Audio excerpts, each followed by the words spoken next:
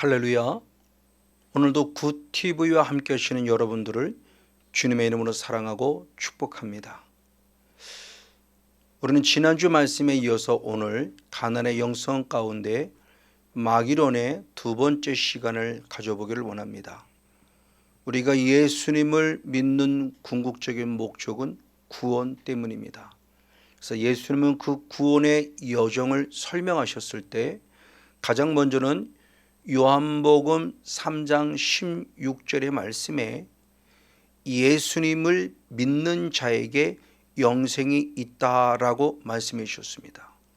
그리고 또 보충 설명하면서 마가복음 1장 15절의 말씀에 하나님 나라가 가까웠으니 회개하고 복음을 믿으라고 말씀하며 순서적으로 따진다 한다면 회개와 복음, 믿음의 영성이 같이 어우러지면서 회개와 더불어 믿음을 통해서 구원이 있음을 가르쳐주고 있죠. 그리고 이어서 예수님은 요한복음 3장 36절의 말씀에 하나님의 아들을 믿는 자에게는 영생이 있고 라고 말하며 요한복음 3장 16절 한 번 더 설명해 주셨죠. 그리고 그 이후에 순종치 아니하는 자에게는 영생을 보지 못하고 도리어 하나님의 진노가 그 위에 머문다라는 말씀을 통해서 예수님을 나의 구원자로 믿는 자는 마땅히 말씀에 순종하는 거룩한 영성으로 한 단계 성숙될 것을 역시 말씀하고 있습니다. 그리고 조금 더 나아가 마태복음 11장 12절의 말씀에서는 천국은 침노하는 자의 것이라고 말하며 천국을 향해서는 침노하는 영성이 필요한 영적 싸움의 원리를 알려주고 있다고 하는 사실입니다. 그럼 침노한다는 영성을 우리는 어디에서 찾을 수 있는가? 우리는 구약의 가난의 영성에 들어갈 과정 속에 살펴볼 수 있죠. 그래서 신명기 20장 17절 말씀에도 가나안의 7 족속을 진멸하라, 쫓아내라, 이것이 여호와의 명령이다라는 말씀을 통해서 우리들의 삶이 예수를 나의 구원자로 믿었으면 한 단계 성장한 신앙으로 순종하되 그 순종의 신앙에 특별히 영적 싸움을 싸우는 순종의 신앙을 통해서 가나안의 영성 안에 거하는 복된 자가 되어야 한다는 사실을 알려주고 있죠. 그래서 우리 이 서실을 통해서 마지막 그 가나안은 우리 지난주 말씀에도 말했지만 곧 예루살렘이고 예루살렘은 곧 성전인데 이 가나안 예루살렘 성전은 곧 하나님의 나라 실체를 설명하는 좋은 모형이요 그림자이기에 우리는 이 가나안의 영성을 통해서 진정한 영적인 하나님의 나라를 누려야 될 영적 원리를 살펴보며 우리가 은혜를 나누고 있습니다. 자, 그럼 중요해요. 왜 가나안의 7 족속을 쫓아내야 되는가? 왜 출애굽의 과정부터 주님은 계속적으로 가나안의 영적 원리를 알려주면서 가나안의 7 족속을 쫓아내라고 하시는가라고 하는 부분입니다. 우린 그 본질을 찾아야만 이유를 살펴볼 수 있습니다. 이스라엘 백성의 12지파가 대표가 돼서 40일 동안 가나안 땅을 탐지하러 갔을 때 민수기 13장 33절의 말씀을 통해서 보니 아낙 자손이 있는데 아낙 자손은 누구의 후손이냐? 네피림의 후손인 아낙 자손이 원주민으로 있었다라고 말씀해요. 이스라엘 백성이 아직 들어가기 전에 가보니까 아낙 자손이 있었다는 겁니다. 그럼 아낙 자손은 네피림의 후손이라는 거죠. 그럼 과연 네피림은 누구일까요? 바로 성경은 창세기 6장 4절의 말씀을 통해서 하나님의 아들들과 사람의 딸들 사이에서 태어난 존재가 네피림이다 라고 말해요. 그 하나님의 아들들은 셋의 계열에 있는 자고 사람의 딸들은 가인의 계열에 있는, 즉 하나님을 믿는 사람들이 하나님을 믿지 아니하는 여자를 아내로 맞아들이고 그 가운데서 태어난 자가 네피림이다라고 성경은 말하고 있다고 하는 것입니다. 그럼 과연 누가 이렇게 하나님의 사람이 아니라 하나님의 편이 아니라 자꾸 사람의 편에 서서 사람의 딸들을 사랑하게 할까요? 성경은 말할 때 예수님이 친히 말씀하셨으니 마태복음 16장 23절의 말씀에 사탄아 물러가라, 너는 나를 넘어지게 하는 자로다 라고 말씀하며, 너는, 사탄은 하나님의 일을 생각지 않고 도리어 사람의 일을 생각하게 하는 자다라는 말씀을 통해서 바로 네피림이라는 존재가 나오게 된 배경인 하나님의 아들들이 사람의 딸들을 사랑하게 한 것은 결국 누가 그러느냐, 영적인 원리를 보니 사단이란 영이 그랬구나라는 것을 우리는 충분히 말씀을 통해서 이해할 수 있습니다. 맞습니다. 이렇게 사단의 역사가 들어가서 남겨진 그 네피림, 즉 하나님의 아들들에게는 창세기 6장 3절의 말씀을 통해서 보면 대단히 안타까운 모습이 있으니 하나님의 영이 떠났다 그래요. 그리고 그들이 육신이 되었다라고 성경은 기록하고 있어요. 왜 하나님의 아들들이 왜 사람의 딸을 사랑했는가? 왜 그들과 결혼했는가? 바로 사단의 역사가 있었다는 것인데, 단순히 사단의 역사로만 끝남이 아니라 사단의 역사에서 네피림을 만들어냈을 때 나에게는 하나님의 영이 떠나는 육신의 사람으로 만들어버리고 말았다고 하는 사실이 가르쳐주고 있죠.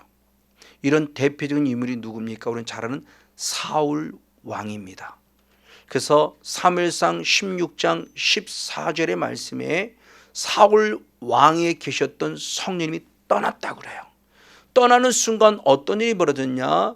하나님이 부르시는 악한 영이 들어와 자리를 잡음으로 사울 왕을 괴롭혔다라고 말하고 있다는 사실을 통해서 영을 담는 우리 그릇에 성령님이 안 계시면 내 의도와 의지와는 상관없이 어둠의 영이라는 존재가 내 안에 자리 잡아서 나의 삶을 곤곡해 하고 있구나라는 사실은 알아볼 수 있다고 하는 것이죠. 맞습니다. 바로 이와 같은 존재의 모습을 통해서 지금 우리들에게 무엇을 알려주고 있는가? 왜 하나님께서는 가나안의 일곱을 쫓아낸 모습이, 맞아요, 사탄의 영향력을 받은 네피림, 그 네피림의 영향력을 받은 아낙자손, 그리고 아낙자손에 들어가 살고 있는 가나안의 일곱 족속이 그 흐름 속에 젖어져 있다는 것이죠. 그래서 가나안의 일곱 족속을 쫓아낼 수밖에 없는 이유는 가나안의 일곱 족속에 네피림의 그 잘못된 그 사단의 하나님의 뜻을 저버리고 사람의 뜻을 살아가는 사단의 영향력을 받아서 그들도 우상 숭배하고 있기 때문에 그들과 함께 거할 수 없어요. 그래서 가나안 땅에 들어가면 그들을 쫓아내야만 합니다. 그래서 주님은 분명히 말씀하기를 출애굽기 34장 15절과 16절의 말씀에 그들을 쫓아낼 뿐만 아니라 그들과 절대 결혼하지 마라. 혹시라도 너희들이 가나안의 일곱 족속과 결혼하면 그들이 섬기던 신들을 너희들의 영향력을 입혀서 너희들 은밀히 그들을 섬길 수밖에 없을 것이다 라고 경고하며 쫓아낼 뿐만 아니라 결혼하지 말라고까지 말씀하고 있다는 사실이죠. 이 내용을 사도 바울도 똑같이 말했죠. 그래서 고린도서 6장 14절부터 16절까지 말씀에 우리는 하나님의 거룩한 성전이다 라고 말하며, 그러므로 믿는 자들은 믿지 않는 자와 멍에를 함께하지 말라. 의와 불법에 절대 함께할 수 없다. 빛과 어둠이 어찌 사귈 수 있겠느냐? 그리스도와 벨이 어찌 조화를 이룰 수 있겠느냐? 말하면서 믿는 자가 믿지 않는 자와 함부로 결혼하지 말아야 될 것을 말씀하고 있어요. 너무너무 사랑합니까? 그럼 빨리 예수님을 믿게 하고요, 하나님을 인격적으로 만나게 하시고 결혼하십시오. 그리고 십자가로 생각하고 결혼하십시오. 어떤 위기가 온다 한다 할지라도 절대 이혼할 수 없습니다. 저 영혼을 구원하기 위함이란다면 주님이 걸어간 십자가를 걸어가며 그 길을 걸어간다는 것을 말씀하고 있다는 겁니다. 맞습니다. 바로 이와 같은 모습을 통해서 예수님이 이 땅에서 하신 사역이 뭐냐는 겁니다. 바로 초기 사역부터 마지막 십자가 지기까지 바로 예수님이 이 땅에 오신 목적을 밝혀주셨으니 히브리서 2장 14절의 말씀에 우리와 똑같이 혈육을 입으신 것은 바로 우리와 함께 십자가에서 죽으실 것이다. 그 죽으심을 통해서 사망의 세력을 가진 자 마귀를 멸하기 위함이다 라고 말하며 십자가시는 궁극적인 목적이 이 땅에 오신 목적을 우리에게 알려주고 계십니다. 맞습니다. 그래서 이 땅에 오신 목적을 증명하고자 마태복음 4장 바로 10절 11절 말씀에도 사탄아 떠나가라 라고 하는 순간 사탄이 떠나가고 천사 와서 경배했다는 모습을 통해서 예수님의 첫 사역부터 3년의 사역인데 첫 사역부터 악한 사탄 마귀와 싸운 거룩한 사역을 증명해 줌을 우리는 성경을 통해 살펴볼 수 있습니다. 그리고 더 나아가 예수님은 당신만이 아니라 12 제자에게도 누가복음 9장 1절에 이 권세를 주었고 또 70인 제자를 주었으니 누가복음 10장 17절 말씀에도 70인 제자에게 귀신을 쫓아내는 능력을 주셨고 그리고 마지막 십자가에 죽으시고 3일 만에 부활하신 이후 마지막 우리들에게 최후의 명령 같은 축복을 주셨으니 바로 마가복음 16장 17절의 말씀을 통해서 믿는 자들에게는 이런 표적이 따르리니 바로 예수의 이름으로 귀신을 쫓아낼 것이다 라고 말씀함을 통해서 이제는 우리 예수 그리스도를 나의 구원자로 믿는 모든 자가 할 수 있다 그랬어요.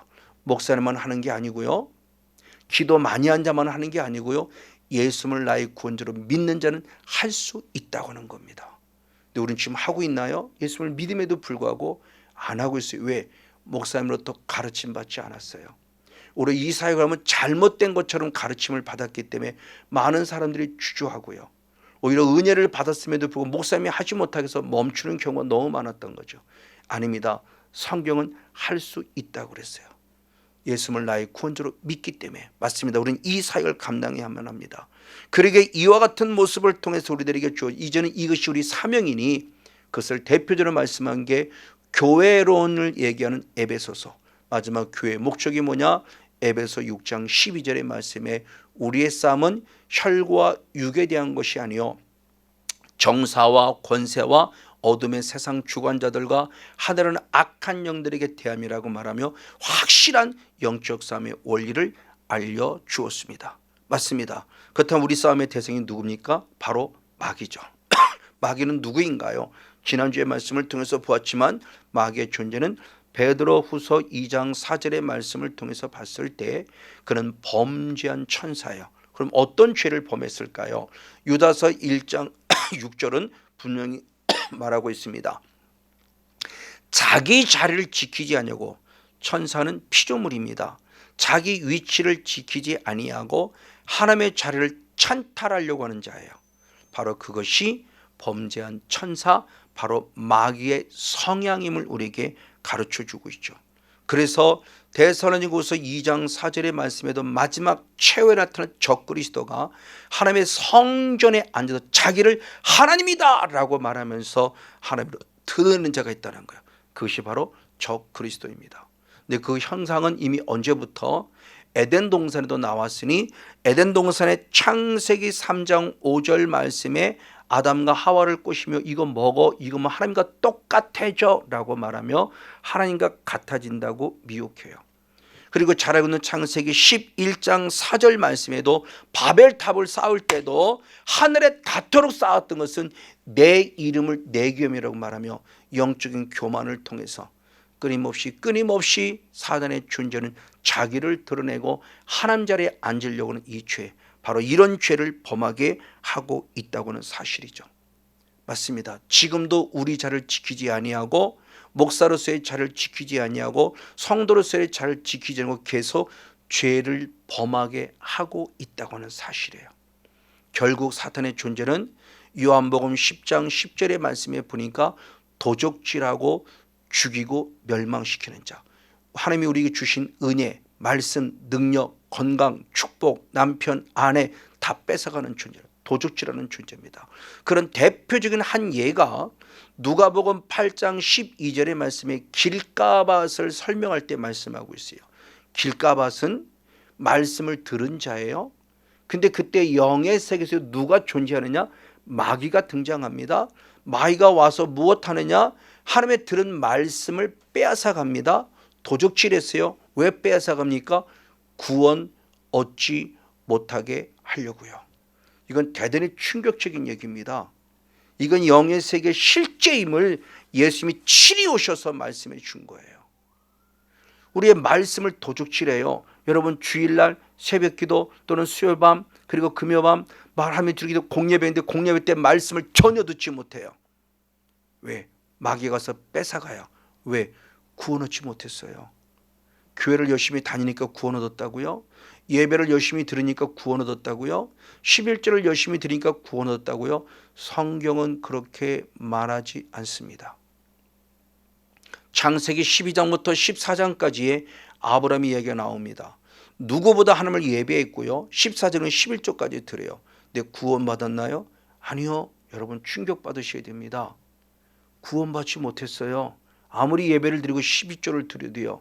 그럼 언제 구원받습니까? 창세기 15장 6절에 가서야 구원받아요. 말씀을 통해서 약속을 힘입는 저 하늘의 별같이 네 자손을 많게 하라 약속을 믿음으로 구원을 얻었다고 말하며 창세기 15장 6절에 말하죠. 여호와를 믿으니 의롭다 여기심을 받았다. 아멘. 맞습니다. 진정으로는 말씀인데 사탄은 그 말씀을 뺏어감으로 구원 얻지 못하게 하고 있다는 거죠. 그러면 지켜야 돼요. 말씀과 믿음 안에서 국에서 지켜야 돼요. 말씀과 기도로 지켜야 돼요. 그래서 칭찬받는 빌라델비아 교회가 있는데 요한계시록 3장 11절 말씀에 칭찬받음에도 권면하고 있습니다. 뭐라고 권면하느냐? 하나님이 너에게 주신 것을 굳게 잡아 절대 아무도 빼앗지 못하도록 너는 그 말씀을 지켜라 그래요. 빼앗지 말라는 겁니다. 그래서 생명의 멸류관을 소유하라는 것이죠. 바로 이런 모습을 통해서 우리의 존재는 마귀라는 존재와 싸워야 될 대상임을 알았어요. 그럼 이 범죄한 천사가 과연 누구냐 그럴 때 성경에는 여러 이름이 있습니다. 사탄이란 이름을 가지고 있고요. 마귀란 이름을 가지고 있고요. 그 밑에 있는 또 다른 존재를 귀신들이라는 이름을 가지고 있어요. 근데 먼저 우리는 히브리어 중심으로 봤을 때 히브리어는 마귀라는 이름이 없어요. 사탄이라는 이름을 가지고 있습니다. 그래서 헬라에서는 사탄을 사타나스라고 표현하고 헬라에서는 마귀라는 존재를 말합니다. 그건 다음 주에 한번 다뤄보도록 하겠고, 자, 사탄이란 존재가 누군가라는 부분입니다. 그때 사탄이라는 단어가 총 27회가 나오는데 그 27회 가운데 바로 18회 욥기에서 14번, 스가랴서에서 바로 3번, 그리고 역대상 21장 1절 말씀에 바로 다윗을 격동시키는 사탄의 존재가 있다고 말하며 사탄이란 단어로 18번이 나와요. 그것은 말대로 고유 명사, 범죄한 천사의 이름이에요. 그래서 이름 그대로 사탄이란 단어로 나옵니다. 그런데 또 다른 단어, 똑같은 사탄입니다. 사탄인데 이건 일반 명사로 쓰입니다. 일반 명사로 쓸 때 사탄은 어떤 존재냐 그랬을 때 바로 대적이라는 단어로 해석이 됐어요. 일반 명사로 사탄할 때. 대표적인 말씀이 바로 열왕기상 11장 14절, 23절, 25절의 말씀이 있는데 바로 14절의 말씀에 하닷이 솔로몬을 대적했다 그럴 때 사탄이에요. 일반 명사입니다. 그리고 23절의 말씀에 르손이 솔로몬을 대적했다 그럴 때 역시 사탄이에요. 대적이. 그리고 마지막 25절의 말씀에 그 하닷과 그리고 르손이 바로 이스라엘 솔로몬의 일평생 대적이 됐다 그럴 때 똑같이 사탄이에요. 그래서 사탄의 뜻을 알 수 있습니다. 사탄은 대적자구나 라는 것을 알아요. 그런데 사탄이 명사로만 쓰임이 아니라 또한 법으로서 동사로도 쓰였어요. 대적하는 일을 실제로 한다고 하는 겁니다. 그런 대표적인 말씀이 바로 시편 71편 13절에 기록되는데 시편 71편 13절의 말씀에 특별히 우리 영혼을 대적하는 자로 기록이 됩니다. 내 영혼을 대적하는 자라고 할 때 그 대적하는 자가 사탄인데 이건 동사로 쓰입니다. 스트롱 코드가 7853번이에요. 아까 말했던 고유명사는 7854번이고요. 동사로는 7853번으로 대적하는 자라는 모습으로 쓰여지고 있습니다. 그런데 이것이 두 가지가 잘 쓰여진 것, 즉 똑같은 사탄인데 7854라는 고유명사와 7853번이라는 동사로 쓰여진 것이 스가랴 3장 1절입니다. 하나님의 스가랴의 눈을 열어봤을 때 지금 여호와의 사자 앞에 여호수아 대제사장만 서 있는 것이 아니라 그 옆에 사탄이 서 있어요. 고유명사. 근데 그 사탄이 지금 여호수아로 어떠냐? 대적하더라 할 때 그 대적하는 자가 동사로서 쓰여지고 있다는 겁니다. 바로 이와 같이 사탄의 성향은 우리를 대적하는 자구나 라는 걸 말씀해 주고 있다고 하는 사실이죠. 그런데 특별히 누구를 대적할까라는 겁니다. 대표적인 게 다윗을 통해서 볼 수 있으니 시편 38편 20절 말씀을 보면 선을 행하는 자에게 대적하더라는 거예요. 그게 동사로 쓰였습니다. 대적하다. 누구에게? 선은. 그래요. 더 잘하려고 하고 기도 좀 하려고 하고 말씀 좀 읽어보려고 하고 더 예배를 잘 들으려고 하고 남편을 잘 섬겨보려고 하고 누군가를 잘하려고 하면은 꼭 사탄을 와서 대적하더라는 거죠. 누가? 사탄이요. 근데 놀랍게 다윗의 신앙을 보자는 거예요. 다윗의 신앙은 이와 같이 선을 행할 때에 사탄이 대적함에도 불구하고 대적할 때 그것을 육의 조건으로 혈과 육으로 부딪혀 싸우지 않아요. 그럼 어떻게 하느냐? 계속 기도합니다. 그래서 시편 109편 4절의 말씀에 보면 충격적인 얘기를 합니다. 나는 그를 사랑했다는 거예요. 그럼에도 불구하고 그는 나를 대적할 때 나는 무엇했냐? 나도 그를 대적하지 그러나 나는 그를 위해서 기도했다라고 말해요. 이게 바로 너무너무 중요한 영적 원리를 알려주는 것입니다. 맞습니다. 남편이 내게 대적하는 게 아니에요. 남편 안에는 악한 게 나를 대적하는 거예요. 그렇죠? 남편은 하나님의 사랑은 예비되고 준비된 아들이에요. 그런데 남편은 긍휼히 여겨야 돼요. 그리고 남편 안에 역사는 악한 거를 예시로 명호 선포해서 쫓아내는, 그게 바로 사탄이라는 존재를 말해주고 있다는 것입니다. 맞습니다. 그래서 예수님께서도 신약성을 사도 바울을 통해 말씀했을 때 로마서 12장 19절에 말씀할 때 너희가 원수를 갚지 말라. 원수는 내가 갚을 것이라고 말하며 우리가 갚아야 될 것은 원수가 아니고 무엇이냐? 오히려 선을 행하는 사랑을 베풀 걸 말해요. 그래서 로마서 12장 17절의 말씀에 아주 중요한 영적 원리를 말씀해 주고 있죠.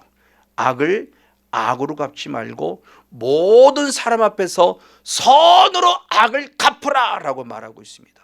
맞습니다.